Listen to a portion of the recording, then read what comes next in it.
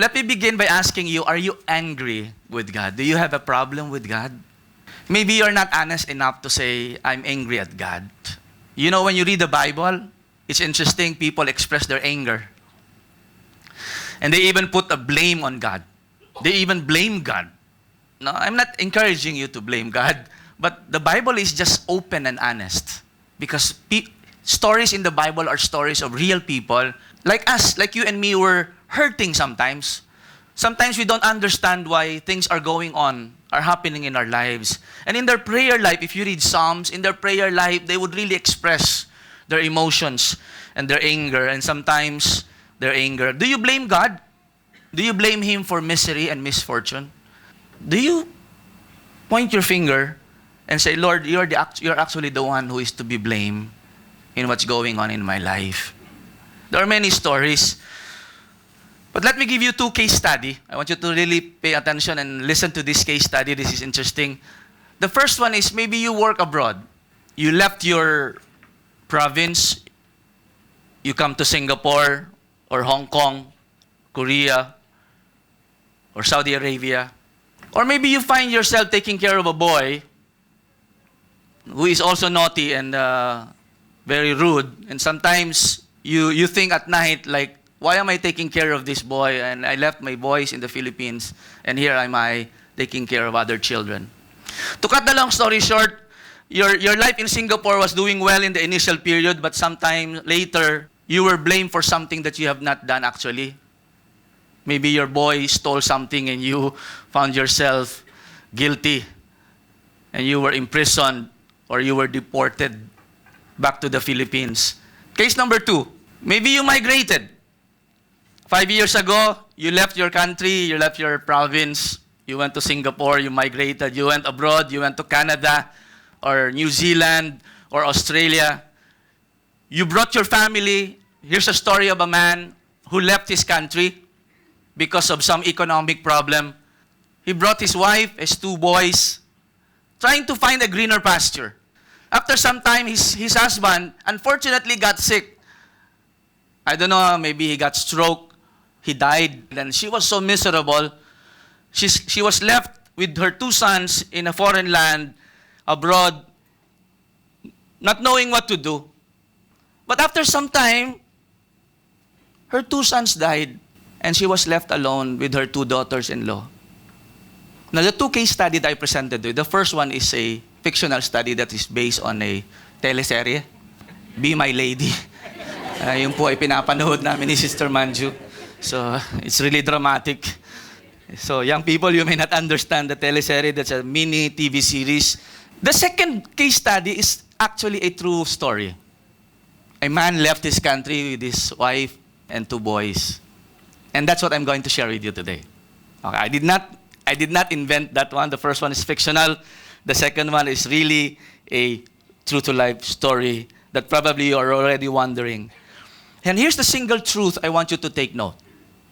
That no matter in our conversation, whether what we are going through is a direct result or indirect result of our obedience or disobedience, I think there's one overarching truth that I want you to pay attention to, that is only a gracious God can turn our bitter stories or bitter memories into better stories. Your story and my story, the story of Be My Lady, whether it's fictional, the story of this person that I'm going to share with you today, only a gracious God can really turn the bitter memories of the past into better stories. Take note of the word bitter memories. Only God can turn the meaning of our bitter memories into better stories. God cannot change what happened in the past, but He can change the meaning of it. So that at the end of the day, you're no longer telling bitter memories, you're telling better stories and a good testimony. God's grace, if there's something that aspect about God's graciousness, because that's what we're going to talk about, is that God's grace is not only used in saving, the saving grace of God, but it is also sustaining. It is also the abounding love and the abounding empowerment of God in our lives from the time we receive Jesus in our hearts until the day we would face Him face to face. It is all under the work of God's grace in your life and in my life. We will never be able to overcome, succeed, or whatever we do in this life apart from the gracious act and enabling power of God Himself. So the story and the narrative I'm going to share with you today is the story of Elimelech. I don't know if you're familiar with Elimelech. It begins with this. In the days, according to the writer of Ruth, in the days when the judges ruled in Israel, a severe famine came upon the land. It happened during the time of the judges, meaning before before Saul or David became the king of Israel. This was just during the time when there were no rulers and God would just raise judges upon judges to the nations of Israel. Some are good judges, some are bad judges. The nation of Israel were stubborn, and there's a cycle of repentance, deliverance, and then sinning again, and then repentance, and the cycle went on and on and on. And this is the setting of the book of Ruth. And then it goes like this. So a man from Bethlehem, there was a famine in the land of Bethlehem. Usually famine is an expression of God's discipline to His people. Sometimes He would close the heavens, there will be no rain. He would let the land be dry so that it will not produce fruit. It is God's way of disciplining His people in the Old Testament times. Now, because of the famine, a man from Bethlehem in Judah left his home and went to live in a country of Moab, taking his wife and 2 sons. So this is real, huh? So he migrated. So if you can visualize in your mind, Israel on the right side is Moab. On the eastern side, cross the Jordan, and the Dead Sea is the land of Moab. If you will research who were the Moabites, who were these Moabites, these are the children, the grandchildren of Lot. When Lot, the Sodom and Gomorrah, and the 2 young daughters of Lot and their father, there were no men. They slept with their father, and one of the siblings, the children that was a product of that incest that happened in the Old Testament were the Moabites and the Ammonites. The man's name was Elimelech. Now, the meaning of the word Elimelech, the meaning of the name means my God is king. This is really interesting. I was reading one of a Bible scholar said, si Elimelech daw, he did not act as if his God is king. Nagpanic siya, he left Israel as if there is another provision in another land. If God is his king, he should have stayed and believe in God, his king. But sometimes because of trials, we don't know what's going on. Sometimes we experience like doubt whether God can provide in the Philippines or whether God can provide our needs in Singapore. Sometimes we strategically plan. But for me, I think being responsible, Elimelech, there was famine in Bethlehem. He brought his family for survival. And his wife's name was Naomi. Naomi meaning pleasant, beautiful. And their 2 sons were Malon and Kilion. Malon means sickly, and Kilion means weak. I don't know why the Bible calls them with this name. It's really interesting. Malon is sickly. Kilion was weak. Maybe he could not stand. But this was the name that was given to the family. And he brought his family to Moab. They were Ephrathites from Bethlehem in the land of Judah. And when they reached Moab, I highlighted the word settled. They settled there. You know, when you settle, you mean you have no plans of somehow temporary, permanent. Then Elimelech died. This is the story I told you a while ago. I don't know, for some reason, Elimelech died. And Naomi left with her 2 sons. I don't know, when my father died, I think Amma is more courageous than Naomi because we were 10 when my father left my mom. Can you imagine, sisters, the mothers that are here, your husband died and you were left with your 10 children. It's not easy, no? Feeding 10 children. I was reading Elimelech, Naomi's story. I don't know what came to her when her husband died. Maybe she looked at her 2 sickly and weak children, her sons. I don't know, maybe she got depressed. I don't know, maybe she got so worried. I'm living in a foreign land. I don't know anyone here in Moab. My family and my relatives are all back in Jerusalem or in Bethlehem. Maybe she thought of going back, but she remembered there was famine in the land. If it is hard here, it is harder there. That's the very reason we left Bethlehem. The two sons married Moabite women. One married a woman named Orpah, not Oprah, and the other woman named Ruth. For about 10 years, but Malon and Kilion died. They left Naomi without her two sons or husband. When I was reading this, I tried to fill in the shoe of Naomi, and it's really, really hard. Allow me just to share a little bit. When my father died, the business was bankrupt. There was nothing. Ama went back to Bicol and asked my auntie, please accept us to put us under your wings. And you know, God is really gracious. Who would adopt a woman with 10 children? Are you joking? The last resort Ama would do is pamigay po kami, like piglets that she would distribute to the neighbor. I cannot feed Butch, so I give Butch to you. I gave another daughter to you. We were 10. And Ama approached my auntie and said, I have no one. My husband died. The business got bankrupt. We have zero. Please accept us. I cannot imagine how Naomi would feel. She was crying night and day, and she would look at her two foreigners, foreign daughter-in-laws. What would we do? We will just look at each other? Yeah, weeping for 1 week is fine. No? You will just weep. Ruth, Naomi, Ruth, Orpah. Do you miss Kilion? Do you miss Malon? Oh yeah, I miss Elimelech. For 1 week of crying is okay. 2 weeks, 3 weeks, what will we do? We'll just cry. We are hungry. You know, if you are a widow, if you are women in those times, you're second priority in those times. So Naomi, after some time, heard in Moab that the Lord had blessed His people. So nabalitaan niya. So Naomi and her daughters-in-law got ready to leave Moab to return to homeland. Maybe Naomi said, wow, let's pack our things. Let's go back to Bethlehem. At least there, I have my relatives there. They can somehow share some of their fruits to us. So you know what happened? The dramatic story about this Ruth. When they were walking already towards Jerusalem,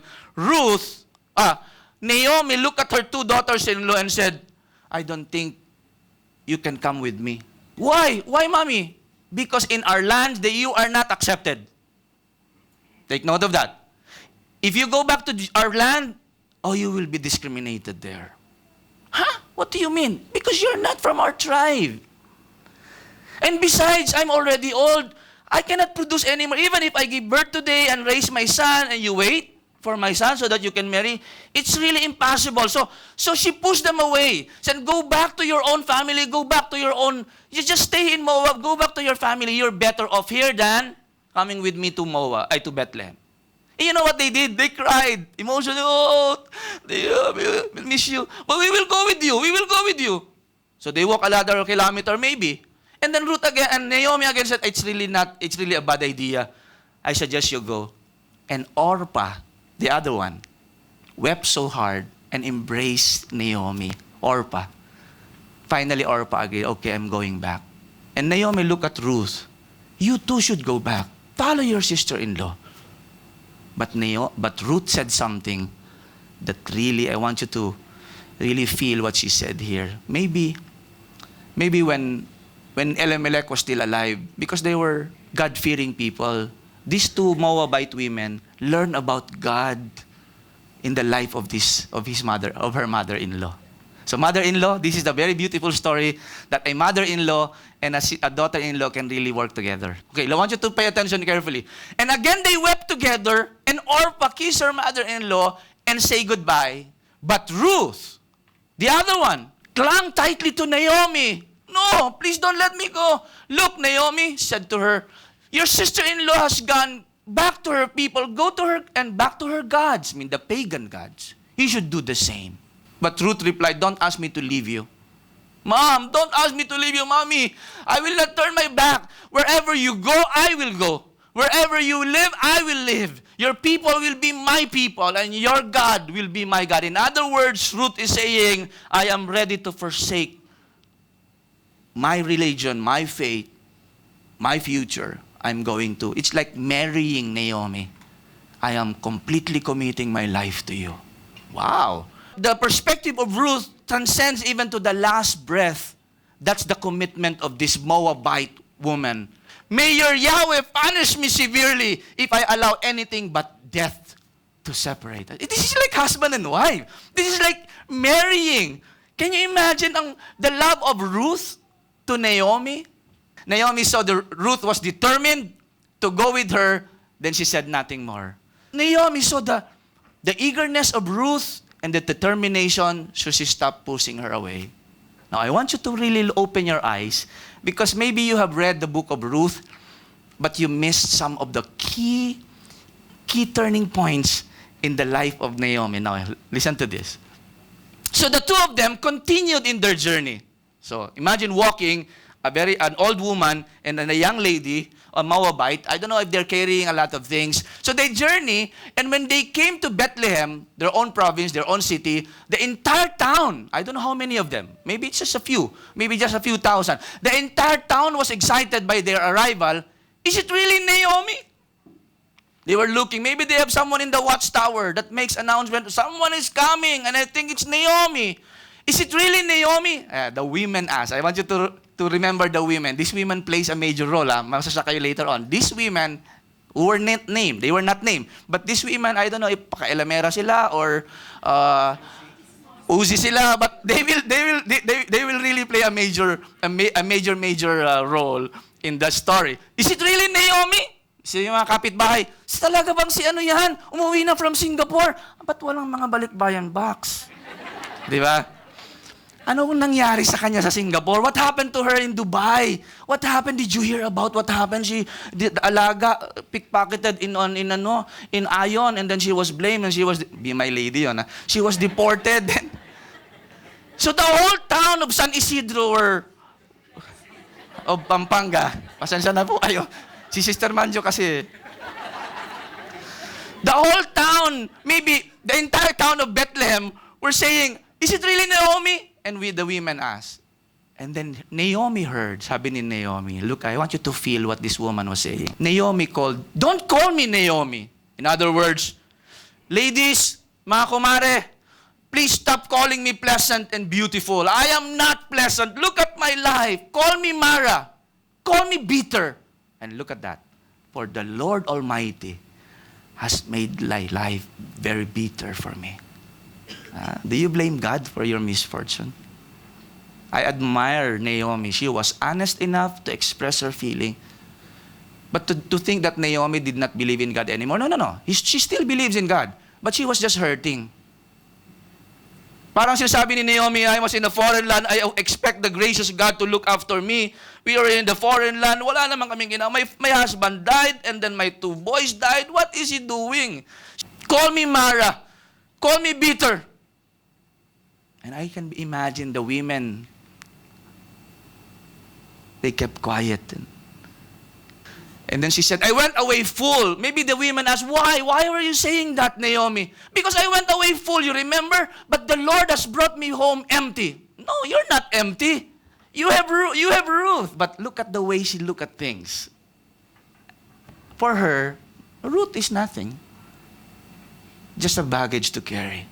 But I want you later to the turn of events. I came back empty. Why call me Naomi when the Lord has caused me to suffer? Look at that. Who caused his suffering? Sino may kasalanan, Naomi? It's God. Tatampo ako sa Diyos. In-unlike niya si God sa Facebook. Maybe someday, Lord, I will friend you again. But he caused me to suffer. The Almighty has sent such a tragedy upon me. She was honest enough. Don't misunderstand Naomi that she'd forsake God. No. She still believes in God, but she was just honest to say, I cannot understand. He was the one who caused everything to me. So Naomi returned from Moab, accompanied by her daughter. Are you ready? You'll see the graciousness of God in the verses in the story. So Naomi returned from Moab, accompanied by her daughter-in-law, Ruth, the young Moabite woman. They arrived in Bethlehem in late spring at the beginning of the barley harvest. Now, the writer was doing this. When I read that, sabi ko, wow. When I read that last verse, I said, wow, God is gracious. Naomi could not see the timing of her return is as if the writer is saying, be ready in the next episode. There will be good news and surprise. God is working behind the scene. Don't give up, Naomi. You came at the right time. It was not an accident. God is arranging. You came back at the right time. I think that the writer of the book of Ruth is giving us a clue of what will happen in the next episode. That's why hindi po kami makapagtiis ni Mans na sana Monday na. What's the next episode? Di ba, the director is good in cutting the episode. Di ba yung pagbuhat ay biglang tapos na. So because they're giving you a hope that there's something that's very good that is going to happen in the next episode. That's actually what happened. So what happens next? God arranged. I'm not going to read it to you. That's your assignment tonight. That's your episode. That's your TV series tonight. Read the book of Ruth. But I will fast forward. God arranged Ruth to meet Boaz and their dramatic love story. You know what happened? It's really, and when you read, I want you to pay attention. When you read tonight, the succeeding episodes of this, Be My Lady in the Old Testament, when you read it again, you pay attention to God behind the scene na hindi alam ni Naomi. God was working. First of all, the following day, sabi ni Ruth, Mommy, mother-in-law, I want to go and work because we have nothing to eat. Where will you work? I will glean in the harvest field. I will just pick up some of the grain that falls on the ground. And then Naomi said, okay, go and be careful. Why? Because in those days, women can be raped, can be taken advantage by the laborers in the field. But Naomi said, be careful, my daughter-in-law. You know what? God arranged Ruth.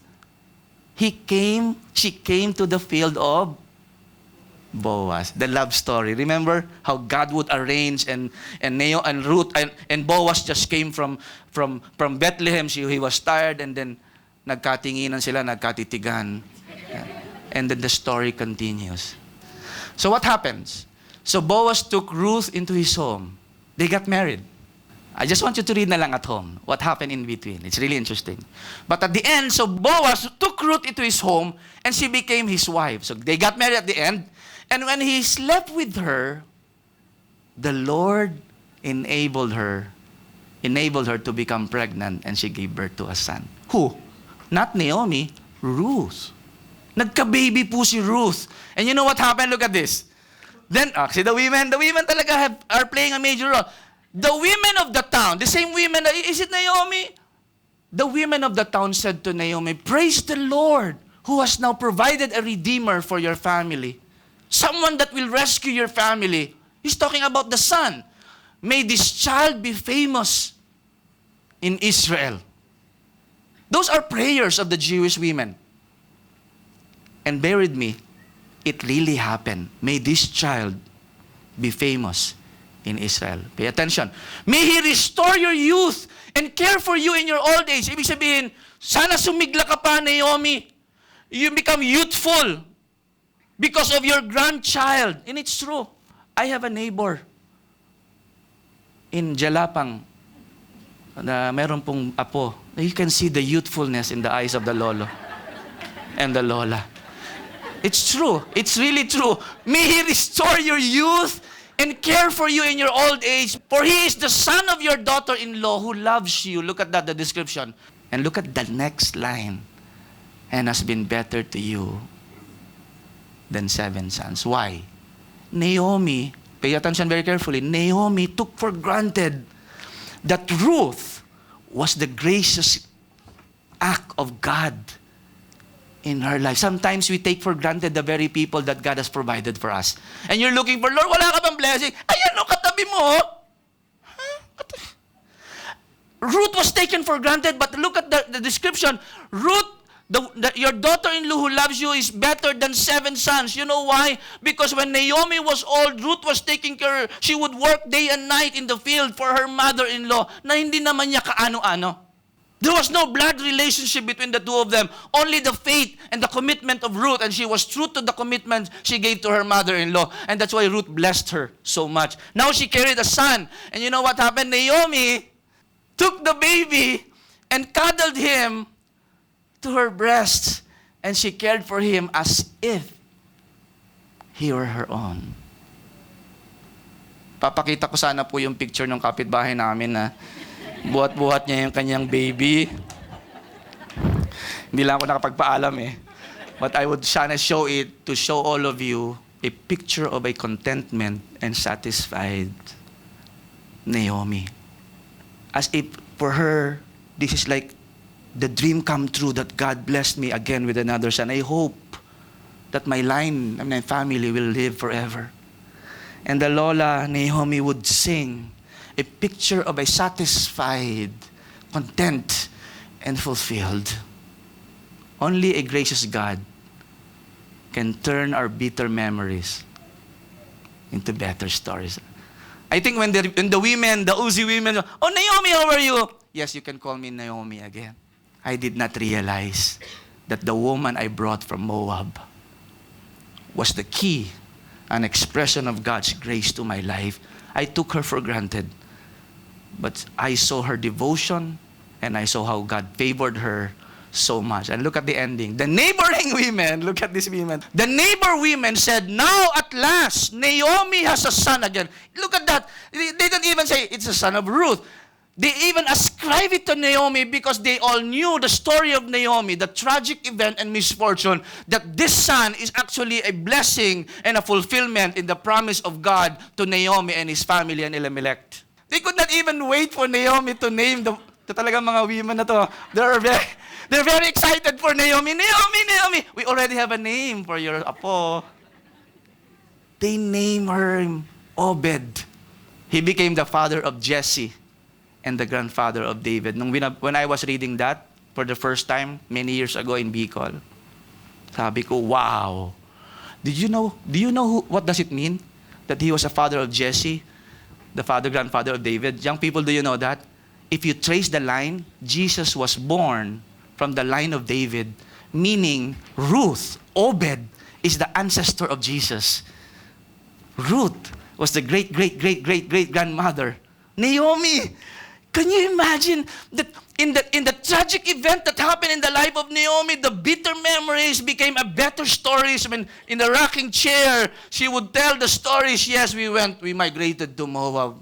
All the while I thought, God was against me. But he started to learn to see the picture, not from her own lens, but from the lens of God. Not from our limited story, that she realized I am part of a bigger story. Can you imagine? Read Matthew chapter 1. You know what Matthew chapter 1? The genealogy of Jesus, that Abraham begot, and Jesus was born from the lineage of Ruth, David, Jesse. Jesus Christ was born. Can you imagine in the crossroad in Bethlehem and Moab when Naomi was spousing her daughter, and you go back to your family, you go back, and then Ruth, that moment, if you can trace, that moment was a juncture. Wow, the whole heaven was looking, and this Moabite woman by the name of Ruth, outside of the Jerusalem, outside of the people of Israel, was used by God because of her faith. She became one of the great-grandmother of Jesus. I can imagine Naomi in the rocking chair singing a lullaby to her grandchild. She doesn't even know that that boy will become the great-grandfather of the second king of Israel, who was very famous, King David. Not only that, but the King of Kings that will be born in the world. Naomi will be there, a better story. Now, did you see God's gracious hand in the story? Did you see the work of God's hand behind the scenes? I'll give you some glimpse that I want you to discover tonight. Read again, and I want you to underline. I'll give you at least 3 instances that you see God's hand moving in the life of Naomi, that God's grace, you may not see it, but the grace of God is there. Do you think when you apply for your job in Singapore, do you think God's grace is not involved? Oh, he was involved. Look at this. There are 3 instances that I will show you, and the rest I want you to find out tonight. The first instance is how Naomi returned from Moab accompanied by her daughter-in-law.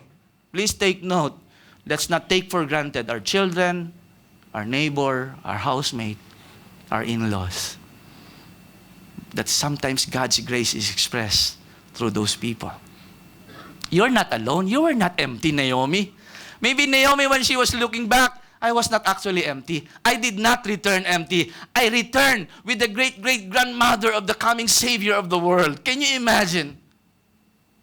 Can you imagine? The bitter memories turn into better stories. And look at that. They came at the beginning of the barley harvest. You know why barley harvest? You know why? Because if that is not during the time of the barley harvest, Ruth would not meet Boaz. God was the one arranging harvest. Siyempre, mag-iipon siya. And that was the time. Prearranged by God. Another instance, so Ruth went out to gather grain behind the harvesters. As it happened, do you think it's coincidence? As it happened, you see the hands of God maneuvering. She found herself working in a field that belonged to Boaz. If you watch the Be My Lady, the little boy is now working in San Isidro, taking care of ducks. And now like the girl of her former nanny, of his former nanny. When you watch those things and you align with the story of Naomi and Ruth and Boaz, you look at God's hand moving behind the scene. You found yourself working in a person who is actually the kinsman redeemer that will someday will marry you, because the relative there, this culture in Israel, that the closest relative would marry the widow just to save the lineage of the family. Last, when Ruth came back that first night, she brought a lot of grain, a lot of food. And then Naomi said, "Oh, where did you go? Where did you work?" He is sabi ni Naomi, "I work in a field that belongs to Boaz." And then the reaction of Naomi, "May the Lord bless him." Naomi told her daughter-in-law, "He is showing his kindness to us." Look at Naomi. She blamed God for a while, but look at the way her mind were open when she heard, "You're working in the field of Boaz?" There was this hope in her eyes. He is showing us his kindness to us as well as to your dead husband. The man is one of the closest relatives of our family. When Naomi heard that for the first time, Naomi was excited. The Lord is working in our lives, true enough. Can you imagine yung providence, no? Many years before my father died, this auntie of ours came and borrowed money. And my father was so rich that time because he was a successful businessman. Lent her thousands of money and said, No, I'm giving it to you. Little did he realize, 5-10 years down the road, he'll get sick, he died, and this auntie's kitchenette will be very successful so that his family will be adopted. That's why I learned how to wash dishes. Because that's my part-time in that kitchenette. So you hang on there. Because the grace of the Lord is not only saving power of God, it is also the sustaining power of God. I close with this. They all acted responsibly. Boaz acted responsibly. Ruth acted responsibly. They were just living their normal life. But the grace of God behind the scene working. Mga kapatid, let us not take for granted the work that God has given you. Maybe you are going to be retrenched tomorrow or next week. Stop blaming yourself or God. Instead, believe, because the Bible tells us, and we know, sabi ni Apostle Paul, and we know that God causes everything. Who causes everything? It's God. God causes everything to work together for the good of those who love God and are called according to His purpose. God is working in His gracious way things in our lives, arranging, sustaining.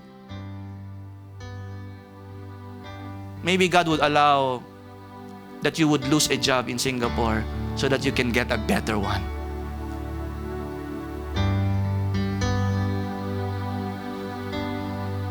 Sometimes you have to let go of the good to get the better. Sometimes you have to let go of happiness to get joy.